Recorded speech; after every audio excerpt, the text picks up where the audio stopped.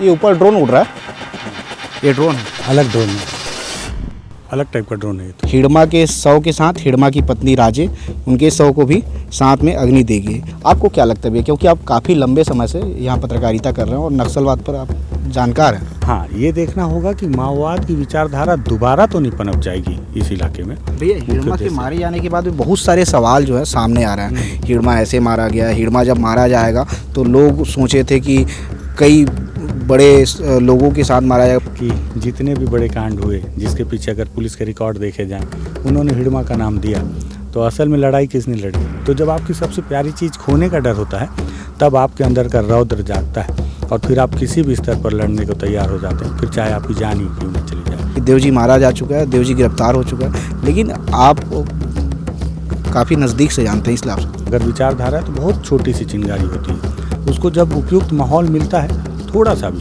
तो धीरे से फैलने लगती है। और ये पुरानी रीति नीति है, सेनापति मारा जाता है तो वीर योद्धा समर्पण कर देते हैं। हिडमा मुठभेड़ में मारा गया 3 दिन पहले खबर आई, उसके बाद लगातार न्यूज़ चैनल अखबार में खबर चल रही थी। उसके बाद आज हिडमा के गांव में पुअर्ती में हिडमा के शव को आज अग्नि दे दी गई है। पीछे जो है हिडमा का शव जल रहा है और हिडमा के शव के साथ हिडमा की पत्नी राजे, उनके शव को भी साथ में अग्नि देगी। और इसको लेकर हम बातचीत करेंगे। रानू भैया हैं बस्तर से, और रानू भैया जो हैं पिछले कई समय से बस्तर में नक्सल को लेकर पत्रकारिता कर रहे हैं, नक्सल मामले में काफ़ी जानकार हैं, इसलिए रानू भैया से हम बातचीत करेंगे। रानू भैया, हिडमा के मारे आने के बाद ये ऊपर ड्रोन उड़ रहा है। हाँ, ये ड्रोन है। अलग ड्रोन है। हाँ, अलग टाइप का ड्रोन है ये थोड़ा ऐसा। हम लोग पुअर्ती में खड़े हैं, तो ये सीआरपीएफ का ड्रोन होगा ना? हाँ, सीआरपीएफ का। भैया हिडमा के मारे जाने के बाद सारे न्यूज़ चैनलों में, अखबारों में और लगभग सब ये कह रहे हैं कि नक्सलवाद अब समाप्त हो जाएगा, सरकार भी ये मान रही है। आपको क्या लगता है भैया, क्योंकि आप काफ़ी लंबे समय से यहाँ पत्रकारिता कर रहे हैं और नक्सलवाद पर आप जानकार हैं? नहीं, बहुत ज़्यादा जानकार नहीं, मैं भी रोज़ सीख रहा हूँ, लेकिन मेरे को ऐसा लगता है कि जितने दिन के अनुभव के आधार पर माओवाद के इतिहास को देखा जाए अगर, तो ये समझ में आता है कि हर कोई बोल रहा है माओवाद समाप्त हो जाएगा, मैं बोल रहा हूँ माओवादी समाप्त हो रहे हैं। और माओवाद तो एक विचारधारा है, और विचारधारा तो कभी ख़त्म नहीं होती, वो ट्रांसफ़र हो जाती है एक से दूसरे में, दूसरे से तीसरे में।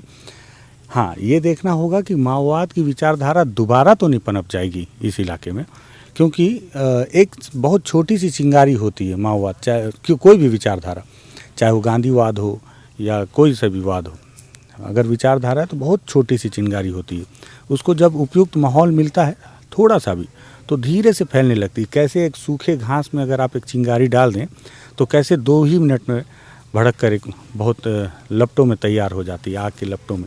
तो उसी तरह से यहाँ पे भी वही हुआ। तो सरकार को अब ये देखना होगा, बहुत क्रूशियल समय में बार बार बोल रहा हूँ इस बात को, कि माओवाद खत्म हो गया। इससे ज़्यादा विचार करने की बात है कि माओवाद यहाँ आया है क्यों रायपुर नहीं आ गया, क्यों बिलासपुर नहीं आ गया, क्यों दंडकारण्य नहीं आया? क्योंकि दंडकारण्य का इलाका पहले सरकार की पहुंच से दूर था, सरकार की इच्छा शक्ति से दूर था, और यहाँ पे सरकार थी ही नहीं, इसलिए यहाँ पे जनताना सरकार आ गई। तो सरकार क्या फिर से कहीं ऐसे कोई काम तो नहीं करेगी जिससे कि लोगों में सरकार के प्रति विद्रोह पैदा हो, और विद्रोह पैदा हो तो फिर अपने तरीके से विरोध शुरू होगा, और विरोध शुरू होगा तो उसका फ़ायदा माओवादी फिर से उठा लें और उनके हाथों में हथियार थमा दें। तो इस तरह से कुछ भी हो सकता है, और इन सारी चीज़ों के लिए मेरे को लगता है कि बहुत सारी सवालों के जवाब समय ही दे सकता है। तो माओवादी ख़त्म हो रहे हैं, माओवाद ख़त्म हो रहा है कि नहीं, इसको लेकर तेलंगाना में आप अभी भी जाके देखिए, जो भी शीर्ष नेता मारे जाते हैं तो उनके अंतिम संस्कार में जो भीड़ आती है, मैं पहले भी बताया शायद आपको ही कि वो भीड़ माओवाद के समर्थक होती है, विचारधारा की समर्थक होती है। वो लोग आम जनजीवन की तरह जीवन व्यतीत करते हैं, लेकिन उनके दिमाग में अभी भी माओवादियों को लेकर एक पॉजिटिविटी रहती है। और दंडकारण्य में माओवाद आया भी कहाँ से? आंध्र की तरफ से आया। वहाँ पे वो विचारधारा आज भी उसी तरह से लोगों के दिलों में है। वो लोग हथियार नहीं उठाते हैं, लेकिन आप ये भी देखिए कि जितने भी बड़े कांड हुए जिसके पीछे अगर पुलिस के रिकॉर्ड देखे जाएं, उन्होंने हिडमा का नाम दिया, तो असल में लड़ाई किसने लड़ी? आदिवासियों ने। हथियार किसने दिया? आंध्र के माओवादियों ने। तो वो विचारधारा लेके आए, यहाँ दे दिए। यहाँ की परिस्थितियाँ ऐसी थीं कि यहाँ के लोगों ने उसको अडॉप्ट कर लिया और फिर हथियार लेकर मरने लगे। बहुत सारे माओवादी हैं जिनसे मैंने बातचीत की, पूछा कि माओ, लेनिन, मार्क्स, इन सब के मार्क्सवादियों की विचारधारा क्या है, क्या लिखा है इन्होंने किताबों में। तो हर किसी ने कहा कि नहीं, हम पढ़े तो हैं क्योंकि संगठन पढ़ाया जाता है, लेकिन याद नहीं है और समझ में भी नहीं आता। बस इतना पता है कि हमारी जल जंगल ज़मीन को बचाना है और उसको बचाने के लिए हमको ये हथियार उठाना है। तो जब आपकी सबसे प्यारी चीज़ आपसे खो जाने का डर होता है, सबसे निरीह प्राणी के तौर पे आप देखें, एक उदाहरण बता रहा हूँ, मुर्गी जो सबसे कमज़ोर प्राणी होती है, जब बच्चा देती है तो उसकी सबसे प्यारी चीज़ उसका अंडा होता है। और आप उस मुर्गी के, किसी अंडा दी हुई मुर्गी के पास जाकर दिखा दीजिए, वो अपने सबसे ज़्यादा रौद्र अवतार में होती है, उस दौरान आप उसके पास नहीं जा सकते। तो जब आपकी सबसे प्यारी चीज़ खोने का डर होता है, तब आपके अंदर का रौद्र जागता है और फिर आप किसी भी स्तर पर लड़ने को तैयार हो जाते हैं, फिर चाहे आपकी जान ही क्यों ना चली जाए। तो उसी चीज़ का इस्तेमाल किया। आदिवासियों की सबसे प्यारी संपत्ति उनकी ज़मीन, जंगल, ज़मीन, क्योंकि इसी के पूजक हैं, इसी के भक्त हैं और इसी के बीच रहते हैं। आदिवासी तो जल जंगल ज़मीन के हैं, प्रकृति के बीच के हैं। जब ये बताया जाने लगा कि आपकी जल जंगल ज़मीन की रक्षा करनी है, तो उनको लगा उनकी माँ की रक्षा करनी है, मातृभूमि की रक्षा करनी है, और इसके लिए प्राण देने से वो पीछे नहीं हटे और उन्होंने माओवाद का दामन थाम लिया। तो अगर आगे चल के इस तरह की स्थितियाँ फिर होंगी तो हो सकता है दूसरे रूप में आ जाए, हो सकता है ना भी आए, क्योंकि जिस तरह से समय बदल रहा है, जिस तरह से समाज स्वार्थी हो रहा है, हमारा समाज तो उस समय से स्वार्थी रहा है जब देश एकजुट था। और इस बात को मैं बोला भी हूँ कई बार कहीं पे कि जब चंद्रशेखर आज़ाद, जिन्होंने इस देश के लिए प्राण दे दिया, तो उनके शहीद होने के बाद उनकी माँ को इस समाज ने रोटी नहीं दिया। तो हमारा समाज तो उसके बाद से लगातार स्वार्थी हुआ जा रहा है। अब ये मुख्य उद्देश्य से हमारा समाज भी भटक गया है। माओवाद तो भटका हुआ था ही नहीं, था ही, हमारा समाज भी पहले से भटका हुआ है। भैया, हिड़मा के मारे जाने के बाद भी बहुत सारे सवाल जो है सामने आ रहे हैं। हिड़मा ऐसे मारा गया, हिड़मा जब मारा जाएगा तो लोग सोचे थे कि कई बड़े लोगों के साथ मारा जाएगा, बड़ी संख्या होगी, 50-60 लोगों की संख्या के साथ जो है हिड़मा मारा जाएगा, लेकिन 6 लोगों की संख्या आई। कई लोग ये बोल रहे हैं कि हिड़मा को पहले गिरफ्तार किया गया, उसके बाद पकड़ के मारा गया। अलग अलग चीज़ें आ रही सामने, इसको लेकर आप क्या कहते हैं भैया? बहुत सारे आरोप लग रहे हैं, हर कोई शंका की दृष्टि से देख रहा है। मैं खुद शंका की दृष्टि से देख रहा हूँ, कैसा हो कैसे सकता है। पहले दिन जब 18 तारीख को ये सूचना निकल कर आई तो मैंने तो सिरे से खारिज कर दिया कि अरे हिड़मा नहीं मरा होगा, हिड़मा थोड़ी मर जाएगा 6 लोग के साथ में, और ज़रूर कोई और होगा। इसके पहले कई हिड़मा गिरफ्तार हुए हैं, कई हिड़मा मारे गए हैं, लेकिन माड़वी हिड़मा कभी नहीं मारा गया था। तो इस बार भी मुझे लगा कि हिड़मा नहीं मारा गया होगा, लेकिन धीरे धीरे खबर की जब पुष्टि हुई तो हर कोई चौंक गया, पूरी देश की जनता चौंक गई कि कैसे मारा गया हिड़मा। अभी भी संदेह है, बहुत सारे लोग आरोप लगा रहे हैं कि हिड़मा को पकड़ कर मारा गया, मुठभेड़ नहीं हुई और तमाम चीज़ें, लेकिन जब तक आपके पास एविडेंस ना हो तब तक आपको तो पुलिसिया बयान को ही सच मानना पड़ेगा, क्योंकि उनके द्वारा ही इस पर बयान दिया जा रहा है। माओवादियों की तरफ से कोई प्रेस नोट आया नहीं है और ना ही किसी ने बताया। सीपीआई का एक प्रेस नोट शायद आज आया है और उसमें उन्होंने, माओवादी संगठन नहीं हो, वो लोकतांत्रिक संगठन है, उनके द्वारा शुरू से आरोप लगाया जा रहा है। और भी संगठन हैं जो आरोप लगा रहे हैं कि हिड़मा जो है मारा गया, मुठभेड़ में नहीं मारा गया बल्कि उसे पकड़ कर मारा गया है। और इसके बाद लोग ये भी सवाल कर रहे हैं कि देव जी का क्या है, क्योंकि कई मीडिया संस्थान तो ये चला चुकी है कि देव जी मारा जा चुका है, देव जी गिरफ्तार हो चुका है, लेकिन आप काफ़ी नज़दीक से जानते हैं, इसलिए आपसे पूछ रहा हूं। मैं दर्शकों से बहुत माफ़ी के साथ कहना चाहूँगा कि हम ज़रूर मीडिया से जुड़े हैं, लेकिन जितना सत्यानाश समाज का मीडिया वालों ने किया इतना तो किसी ने नहीं किया है।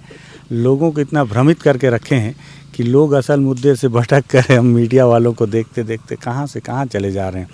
मतलब क्या जल्दबाजी है, मुझे समझ में नहीं आता कि आप सबसे पहले होकर क्या साबित कर देना चाहते हैं, क्या जल्दबाजी है।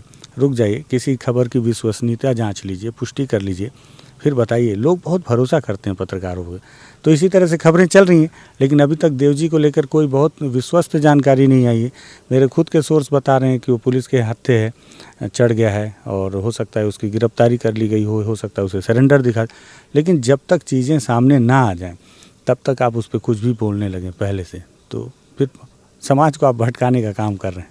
हिड़मा बड़ा नाम था, नक्सलियों में बड़ा नाम था, लीडर था, कमांडर था, और ये जब मारा गया इसके बाद क्या लगता है जो नक्सली और हैं जो अभी हथियार रखे हुए हैं वो सरेंडर कर देंगे या फिर वो लड़ने को तैयार होंगे? क्योंकि जो सरेंडर किए उनको तो गद्दार कह ही रहे हैं।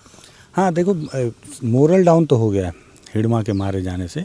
वो जो बटालियन, मैं खुद बोलता था कि जिस दिन, अभी तो युद्ध बचा हुआ है, अभी तक तो सरेंडर और एनकाउंटर हो रहे हैं, युद्ध कहाँ हो रहा है। और जब युद्ध होगा तो बटालियन के साथ होगा। मुझे उम्मीद ही नहीं थी कि हिड़मा इतनी आसानी से मारा जाएगा। अब मर गया है तो वो जो सबका प्रेरणा स्रोत था बटालियन में, उसके दम पे ही बटालियन में कोया समाज के, आदिवासी समाज के लड़के, युवा लड़के बटालियन में हथियार लेके उसके साथ जान देने को तैयार थे। उसके मर जाने से, और ये पुरानी रीति नीति है, सेनापति मारा जाता है तो वीर योद्धा समर्पण कर देते हैं। तो हो सकता है कि जो बटालियन के बाकी लड़ाके हैं वो शायद उनका मोरल डाउन हो जाए और उनको भी लगे कि लौट जाना चाहिए।